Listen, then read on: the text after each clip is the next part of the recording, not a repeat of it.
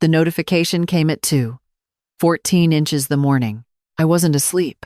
I hadn't been sleeping well since March, when my doctor adjusted my blood pressure medication and my body decided it didn't agree with the change.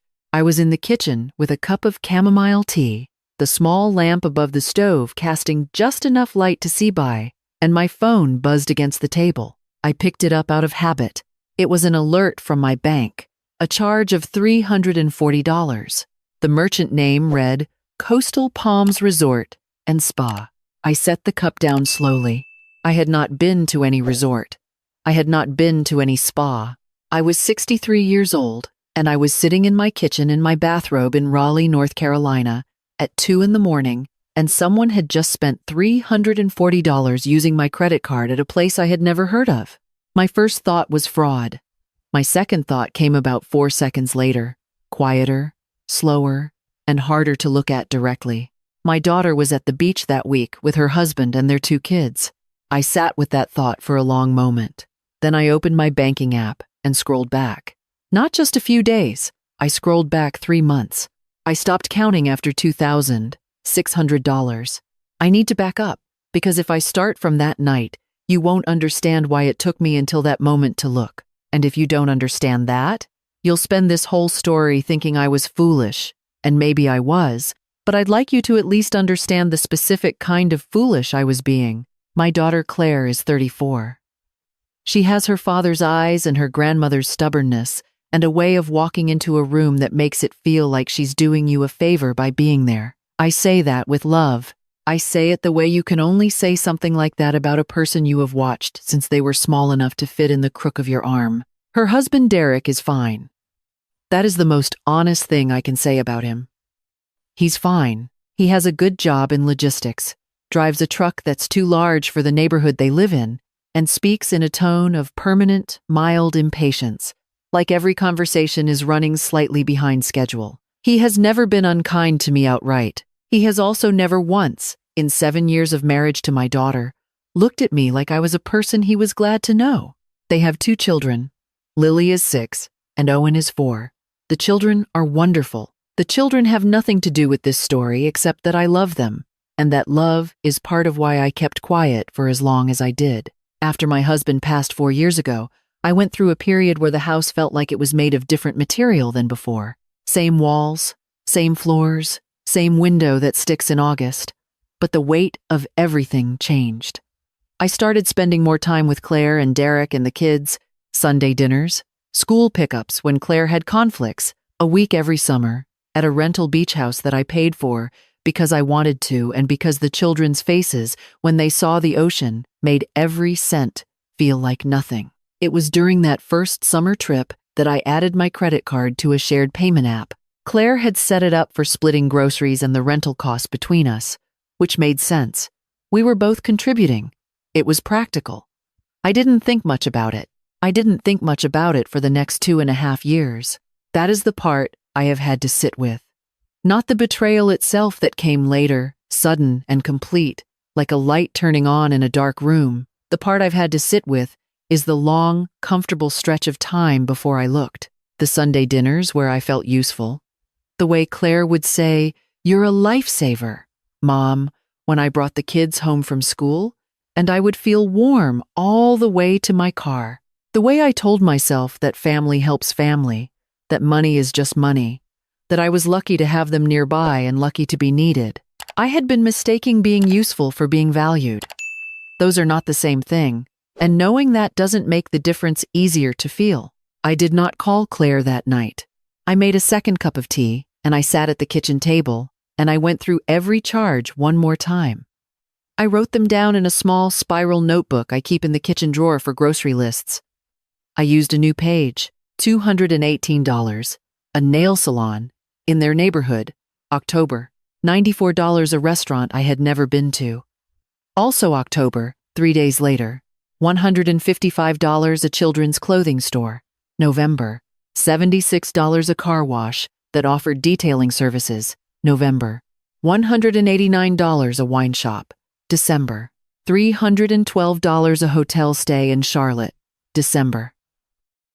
I had not been to Charlotte in December, on and on. Some charges small enough that I might have scrolled past them without a second thought. Some large enough that I must have noticed them at the time and decided there was probably an explanation, probably something I had forgotten, probably nothing to worry about. By the time I finished the list, the sky outside the kitchen window was starting to lighten at the edges. Lounge 7, 2667 yuan. That was the number, not rounded up or estimated. I added the column 3 times to make sure. $2,647 over 11 weeks. On a credit card I had added to an app 2.5 years ago and not thought about since.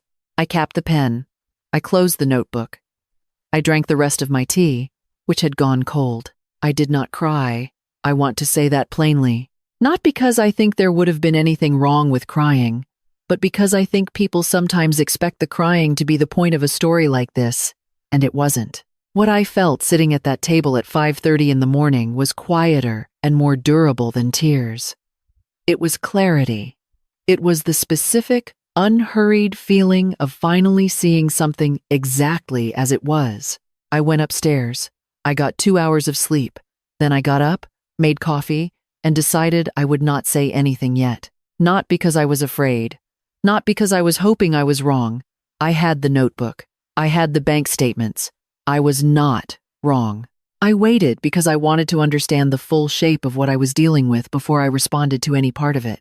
I have made the mistake before of reacting to the first visible piece of something and missing what was underneath. I was 63 years old and I had learned, slowly and at some cost, to wait until I could see the whole picture. Claire and Derek were at the beach until Sunday. I had 4 days. I spent those 4 days doing quiet things. I called my bank and asked them to walk me through the process of removing a card from a third-party app. It took about 20 minutes. The representative was patient and did not ask why. I thanked him and did not complete the removal yet. I just wanted to understand the mechanics. I called my friend Dorothea, who had been my closest friend since our children were in elementary school together and who has the particular gift of listening without flinching. I told her what I had found. She was quiet for a moment, and then she said, "How far back did you check?" I told her 11 weeks. She said, "Check further." I said I would. I checked further. I found the app had been connected to my card for 28 months. The charges in the first year were small and mostly recognizable groceries, a birthday gift I vaguely remembered agreeing to split, gas during the beach trip, but somewhere around the 14-month mark, the pattern shifted. The charges got larger, less recognizable, more frequent. As if whoever was using the card had tested it carefully at first, then slowly settled into something more comfortable. The full total, across 28 months, was $6,890. I wrote that number at the bottom of a new page in the notebook and underlined it twice. Then I put the notebook in the drawer, made lunch, and spent the afternoon planting the tomatoes I had been meaning to get in the ground since April. I am telling you about the gardening because I think it matters. I did not spend those 4 days in agony. I did not rehearse speeches in the bathroom mirror or lie awake running worst-case scenarios. I watered the tomatoes. I called Dorothea again, and we talked about her granddaughter's preschool recital for 45 minutes. I watched 2 episodes of a British mystery series I had been working through since February. I slept, both nights, better than I had slept in months. I have thought about why that was. I think it was because the uncertainty was gone. Uncertainty is exhausting in a way that hard truth isn't. The hard truth sat cleanly in the notebook in the kitchen drawer, and I knew what I needed to do, and I just hadn't done it yet. Claire texted Sunday afternoon to say they were back and would I want to come for dinner that week. She suggested Thursday. I said Thursday worked perfectly. I want to describe Thursday dinner the way I experienced it, which was with a kind of double vision I hadn't felt before. On one layer, everything was exactly as it always was. The house smelled like the candle Claire kept on the kitchen counter, something with vanilla and cedar. Owen ran to the door when I knocked and grabbed my hand to show me a drawing he'd done of a dinosaur, with what he told me were laser eyes. Grandma, laser eyes. Lily was more reserved, at 7, going through a phase of considering adults carefully before deciding how much energy they deserved. She offered me a small smile and went back to her book. Derek was at the grill. He lifted a hand when I came into the backyard. Not a wave, exactly, an acknowledgement. And then there was the other layer.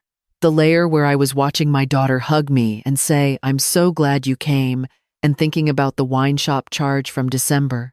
The layer where Derek handed me a glass of iced tea without asking if I wanted one, and I thought about the hotel in Charlotte. The layer where Claire laughed about something that had happened at the beach, some minor disaster with a beach umbrella and a seagull.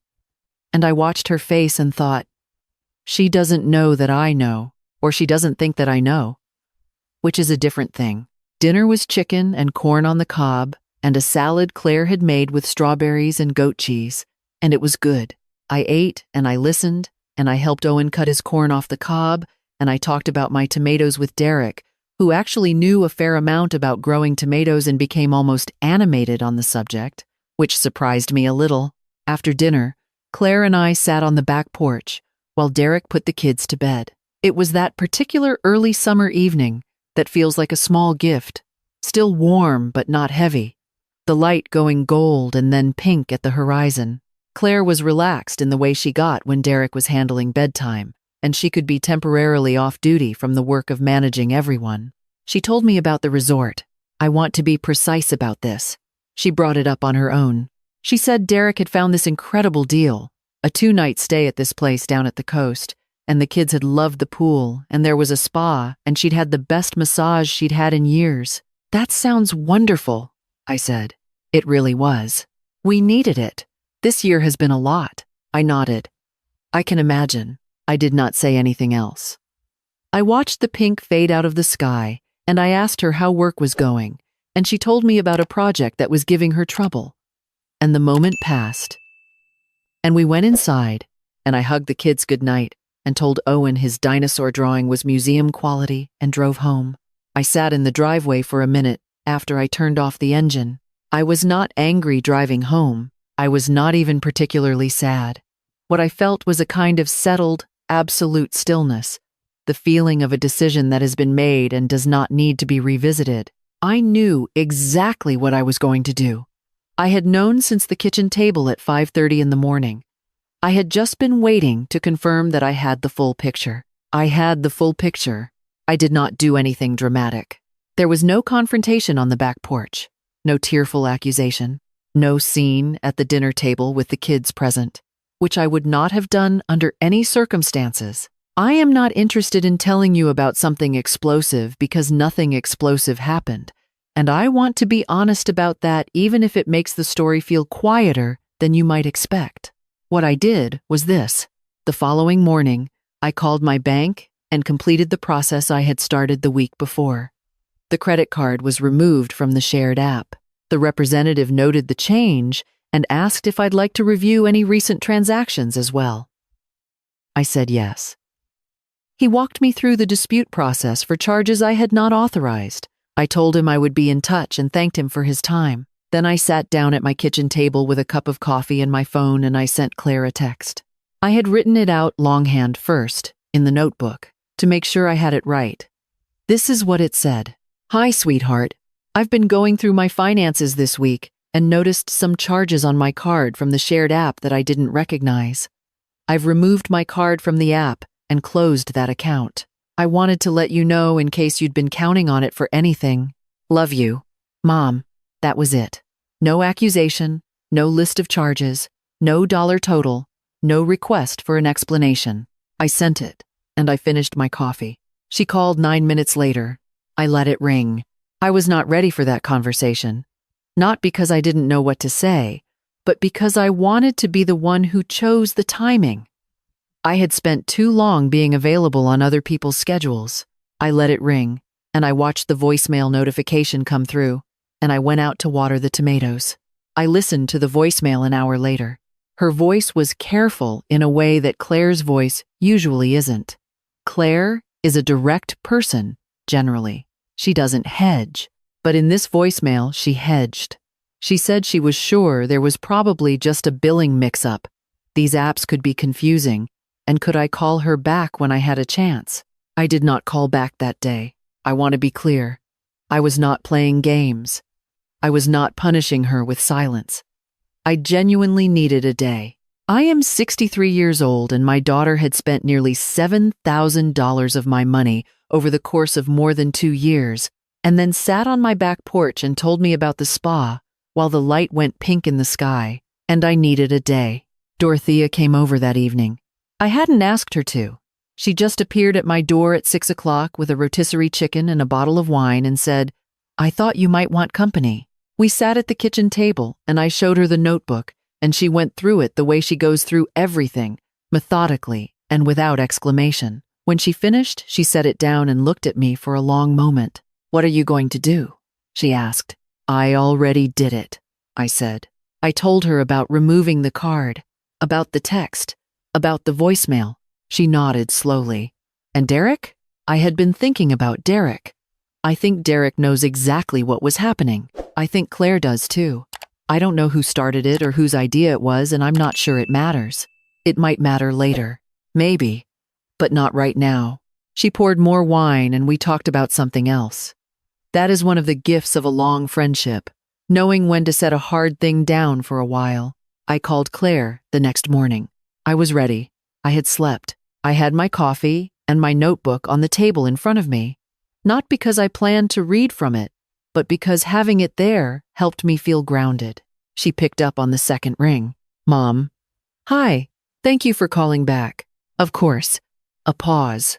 Then, "About the app." "Claire," I said, and my voice was calm, which surprised even me, I know. Another pause. Longer. "I've gone through the statements," I said. "All of them, going back to when we set it up. I'm not calling to argue about it. I just want you to know that I know." I could hear her breathing. And then, very quietly, she said, "How much did you see?" That question told me everything I needed to know that I hadn't already known. "All of it," I said. What followed was not the conversation I had anticipated. I had prepared, somewhere in the back of my mind, for defense, for excuses. For some version of it wasn't what it looks like, which is always exactly what it looks like. What I got instead was silence, and then a sound that was not quite crying and not quite not crying, and then my daughter saying, "I'm sorry, Mom, I'm so sorry." I believed her. I want to say that. I believe she was sorry.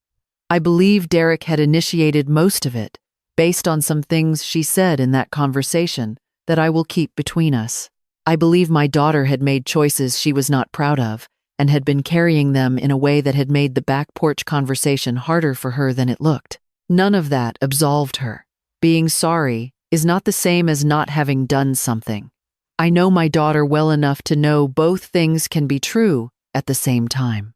We talked for 40 minutes. I did not yell. I did not cry. I said what I needed to say with the steadiness I had been building all week, and I let her say what she needed to say, and by the end of it, we had not fixed anything that would take longer, that would take months, but we had laid the whole thing out in the open where it could be looked at. Before I hung up, I said, "The card is not coming back. I want you to know that's not a punishment. It's just where we are now." She said she understood. I said I would call later in the week. Then I hung up, and I sat for a while with the quiet, and I thought about my husband, the way I often do when something hard is over. He had been a man who believed in saying the true thing, even when the true thing was uncomfortable. He used to say the kindest thing you could do for someone you loved was to stop pretending things were fine when they weren't. I don't know if what I did was kind. I'm not sure kindness was the right frame for it. What I know is that I stopped pretending. That felt like something. It felt like enough. It has been several months since that phone call. Claire and I still talk. Not every week the way we used to, but we talk. Derek and I have not spoken directly about any of it, and I am not sure we ever will. That is a conversation I may revisit, and may not. I still have Sunday dinners with the kids. Lily has graduated from considering me carefully to tolerating me with something close to enthusiasm. Owen showed me 3 more dinosaur drawings last month. One of them had laser eyes and a birthday hat, which he explained was because the dinosaur was having a party. I still have the notebook. I haven't needed it for anything since, but I keep it in the kitchen drawer where it has always been. Sometimes when I open the drawer for a pen or a rubber band, I catch sight of it and I think, I know what is in there, and I know what I did with what I found, and that is enough. I am not angry. I want to say that plainly, the same way I said I wasn't crying. I was angry in the days after the bank notification, the slow, grinding kind of anger that comes from feeling used by someone you love. But anger like that doesn't keep well. It spoils if you hold on to it past its usefulness. What I have instead is a clearer sense of myself, a more honest accounting of what I am willing to do and what I am not, of where my generosity ends and where something else begins. I spent a long time confusing love with availability, confusing care with uncomplaining yes. My daughter learned something about me that she didn't know, or that she had forgotten, or that she had been counting on me not to enforce. She learned that I notice things. She learned that I keep records. She learned that the most powerful thing I own is not a credit card. It is the knowledge, earned slowly, that I am allowed to decide what happens to what is mine. I am 63 years old. My tomatoes came in beautifully this year. I sleep well most nights, and the small spiral notebook is in the kitchen drawer where I can find it if I ever need it again. I hope I don't need it again, but it is there.